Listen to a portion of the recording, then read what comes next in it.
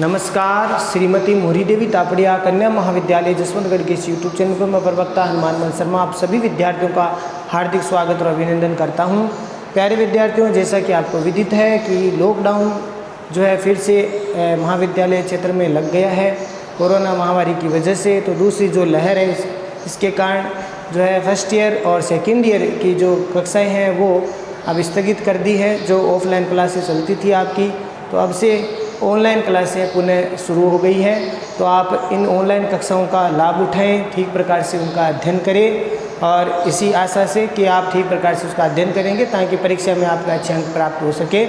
तो चलिए आज हम पढ़ते हैं बीए प्रथम वर्ष की कक्षा में हिंदी साहित्य विषय के अंतर्गत आपका जो द्वितीय प्रश्न पत्र है। प्यारे विद्यार्थियों, ये द्वितीय प्रश्न पत्र है, ये हिंदी भाषा व साहित्य का इतिहास जो द्वितीय प्रश्न पत्र है उसमें हम प्रश्नोत्तर के क्रम में हम पढ़ रहे थे। तो हम इसी को ही आगे बढ़ाते हुए हम देखते हैं। हम आज का हम प्रश्न ले रहे हैं, बहुत ही महत्वपूर्ण है परीक्षा की दृष्टि से और समझने की दृष्टि से, ताकि आगे के जो भाषा संबंधी जो प्रश्न हैं उनको समझने में आपको आसानी होगी। क्योंकि हिंदी भाषा का जो उद्भव और विकास की अगर हम चर्चा करेंगे तो उससे पहले हमें अपभ्रंश के संदर्भ में जानकारी होनी आवश्यक है। तो इस प्रश्न को हम देखते हैं। प्रश्न आपका यह है कि अपभ्रंश का अर्थ व व्युत्पत्ति बताते हुए, अपभ्रंश का अर्थ बताना है, उसका व्युत्पत्ति बताते हुए आधुनिक भारतीय आर्य भाषाओं का विकास किन अपभ्रंश रूपों में हुआ है।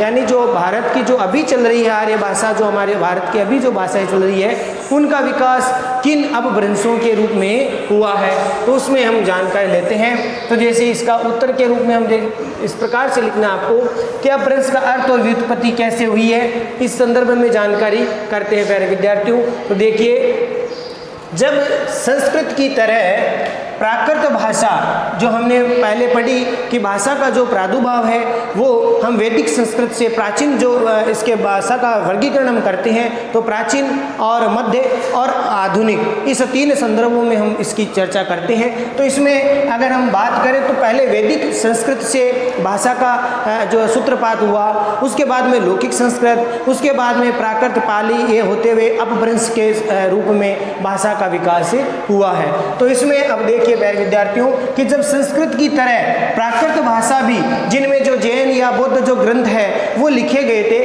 तो वो जो प्राकृत भाषा थी, वो प्राकृत भाषा धीरे धीरे उनका भी व्याकरण के नियमों से जकड़ गई, अर्थात उनका भी व्याकरण बन गया।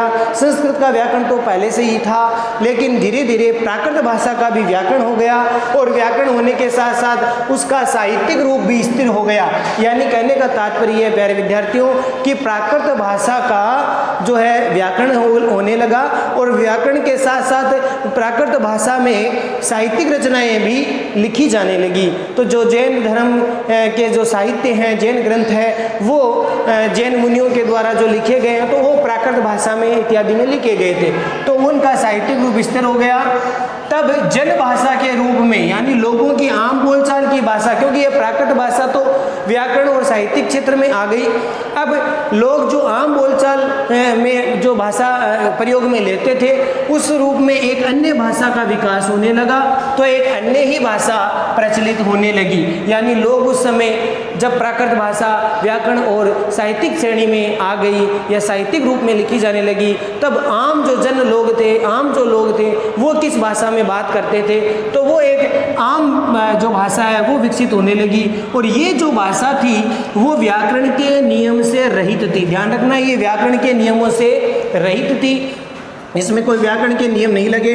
फिर व्याकरण विरुद्ध नियम होने के कारण कुछ लोगों ने इसको भ्रष्ट या असंस्कारित थी, यानी ये जो अब जो भाषा है जो व्याकरण के नियम से रहित थी या फिर व्याकरण के विरुद्ध जो नियम है, उन्होंने इसके कारण इसको कुछ भ्रष्ट या असंस्कारित भाषा के रूप में इसको प्रयोग किया जाने लगा।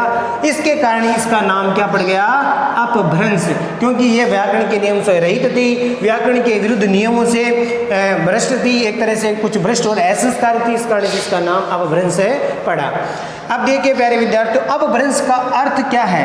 अपभ्रंश का अर्थ बहुत महत्वपूर्ण बात है ये कि अपभ्रंश शब्द का अर्थ क्या होता है। तो अपभ्रंश का मतलब होता है भ्रष्ट, अपभ्रंश माने बिगड़ा हुआ या विकृत या फिर अशुद्ध प्रयोग से था। अपभ्रंश का अर्थ का हम प्राचीन समय से हम इसको लेंगे तो इसका अर्थ होता है अपभ्रंश माने भ्रष्ट, अपभ्रंश माने बिगड़ा हुआ या विकृत या अशुद्ध प्रयोग से था। धीरे धीरे लोक भाषा में अपभ्रंश का प्रयोग आधिक्य हो गया, यानी अधिक होने लगा। धीरे धीरे लोक भाषा के अंतर्गत जो लोगों की जो भाषा थी, आम बोलचाल की जो भाषा थी, उस समय अपभ्रंश का प्रयोग वो अधिक होने लगा और बाद में अपभ्रंश के रूप में इसे मान्यता मिल गई। यानी यही लोक भाषा धीरे धीरे अपभ्रंश भाषा के शब्दों का प्रयोग होने लगा और उसके बाद में इसे अपभ्रंश के रूप में मान्यता मिल गई। इसको फिर अपभ्रंश कहा जाने लगा।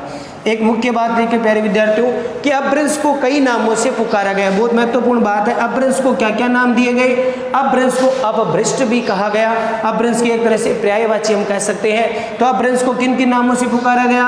अपभ्रंश को अपभ्रष्ट भी कहा गया, अपभ्रंश को अवहंस भी कहा गया, अपभ्रंश को अवहत भी कहा गया, अपभ्रंश को अवहट भी कहा गया, या अवहट या अवहट या अभिरोक्त या फिर देश भाषा या देसी या ग्रामीण भाषा इत्यादि इन भाषाओं के रूप में इनका प्रयोग किया जाने लगा। यानी यही अपभ्रंश के अन्य नाम थे। ठीक है, बहुत ही महत्वपूर्ण बात है, इसको आपको परीक्षा में जरूर लिखना है। अपभ्रष्ट, अवहंस, अवहत, अवहट, अवहट, अभिरोक्त, देश भाषा, देसी या ग्रामीण भाषा।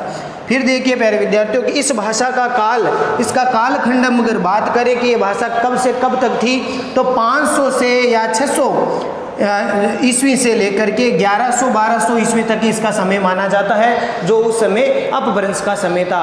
500 ईस्वी से लेकर के और 1200 ईस्वी तक का जो समय था वो अपभ्रंश का समय माना जाता है। ठीक है, ये बात महत्वपूर्ण बात है, इसको ध्यान रखना, इसका समय ये था। इसमें बाकी अगर बात करें वैसे अपभ्रंश का जो समय है 1500 ईस्वी तक ही जो है काव्य रचना इसकी होती, 1200 से लेकर आगे 1500 तक भी चले जाते हैं जहाँ पर काव्य रचनाएँ अपभ्रंश में होती रही। आगे देखिए महत्वपूर्ण बात, अपभ्रंश में पर्याप्त साहित्य लिखा गया। बहुत सारा साहित्य अपभ्रंश भाषा में लिखा हुआ मिलता है। और कुछ ग्रंथों के नाम अगर बात करें कि कुछ ग्रंथ है जिनमें अपभ्रंश भाषा का प्रयोग किया गया, तो इनमें देखो महत्वपूर्ण ग्रंथ है जम्बू स्वामी रास, जम्बू स्वामी रास, पौम चरियू, ये ग्रंथ का नाम है पौम चरियू, भविष्यत कहा, जसहर चरियू, पाहुड़ दोवा, ये ग्रंथ है वो अपभ्रंश के ग्रंथ माने जाते हैं, अपभ्रंश भाषा के ग्रंथ मानते हैं। चरित्र, चरियू का अर्थ होता है चरित्र से है। ठीक है, तो इस प्रकार से अपभ्रंश का जो है अर्थ है, व्युत्पत्ति है, वो हमने की।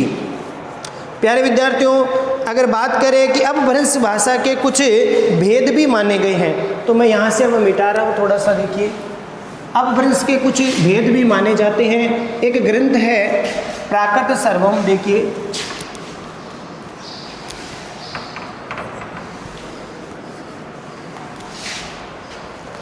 तो अपभ्रंश के कुछ भेद भी थे। तो अपभ्रंश भाषा के अनेक भेद माने गए हैं। एक ग्रंथ है प्राकृत सर्वस्व, प्राकृत सर्वस्व, इसमें अपभ्रंश के कुछ भेद किए गए हैं। तो इसके अनुसार 3 भेद होते हैं, नागर, उपनागर और ब्राचड़। यानी प्राकृत सर्वस्व ग्रंथ में अपभ्रंश के 3 भेद माने जाते हैं, नागर, उपनागर और ब्राचड़। ये किस ग्रंथ के आधार पर? प्राकृत सर्वस्व के आधार पर। तो अपभ्रंश के 3 भेद माने गए। और कुछ विद्वान प्यारे विद्यार्थियों इसके अपभ्रंश के भेदों में 27 तक जाते हैं, यानी कई विद्वान 27 भेद भी मानते हैं। ठीक है, तो कई विद्वान 27 भेद भी मानते हैं अपभ्रंश के। इसके साथ साथ कुछ 3 भेद भी मानते हैं, जिनमें आप दिशाओं के रूप में दक्षिणी, पश्चिमी, ठीक है, और पूर्वी। तो इस प्रकार से 3 भेद और मानते हैं अपभ्रंश के, दक्षिणी, पश्चिमी और पूर्वी। एक मुख्य बात यह है कि क्षेत्रीय विशेषता या जाति विशेष के आधार पर भी विद्वानों ने अपभ्रंश के भेद बताए हैं। क्षेत्रीय व जाति विशेष के आधार पर भी अपभ्रंश के भेद माने हैं। क्या माने हैं? अपभ्रंश के भेद, तो उन भेदों के नाम देखिए थोड़े। कई विद्वानों ने क्षेत्रीय और जाति विशेष के आधार पर भी अपभ्रंश के भेद माने हैं। तो जिनमें हम बात करें, भेदों की गणना करें, तो केकयीय या पैशाची अपभ्रंश, इनमें केकयीय या पैशाची अपभ्रंश ये भेद माना है जो जाति विशेष या क्षेत्रीय आधार पर माने गए हैं। या फिर दूसरा अगर भेद माने तो ब्राचड़ है, नागर है, ब्राचड़ अपभ्रंश है, नागर अपभ्रंश है, ठीक है। इसके साथ साथ प्यारे विद्यार्थियों सोर सेनी है, महाराष्ट्री है, उपनागर है, सोर सेनी अपभ्रंश है।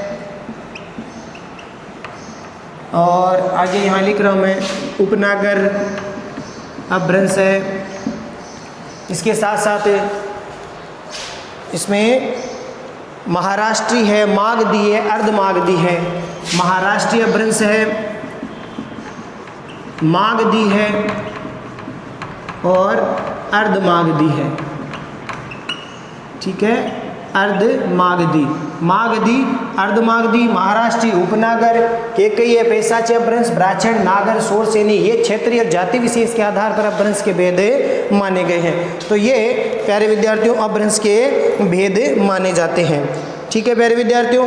तो आज हम प्यारे विद्यार्थियों इसका एक भाग ही लेते हैं इस प्रश्न का, क्योंकि अगर इस दूसरे भाग का भी अगर हम उत्तर करेंगे भी तो वीडियो काफ़ी लंबा हो जाएगा।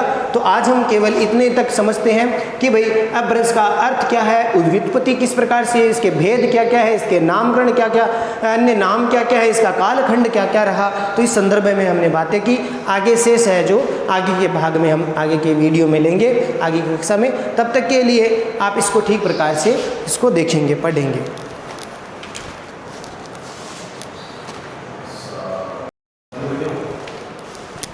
तो प्यारे विद्यार्थियों आज के लिए बस इतना ही। अगले वीडियो में पुनः उपस्थित होंगे इसी प्रश्न के आगे के भाग को। अभी आधा प्रश्न का उत्तर हुआ है, अभी आधे भाग को, यह महत्वपूर्ण है ये परीक्षा की दृष्टि से। आधुनिक आर्य भाषाओं का विकास किन किन अपभ्रंशों के रूप में हुआ, इसको लेकर के फिर उपस्थित होंगे। तब तक के लिए आप ठीक प्रकार से इनको पढ़ेंगे, नोट्स बनाएंगे और इनको याद भी करेंगे। चैनल को लाइक, शेयर और सब्सक्राइब करना ना भूलें। जय भारत, जय हिंदी। धन्यवाद विद्यार्थियों।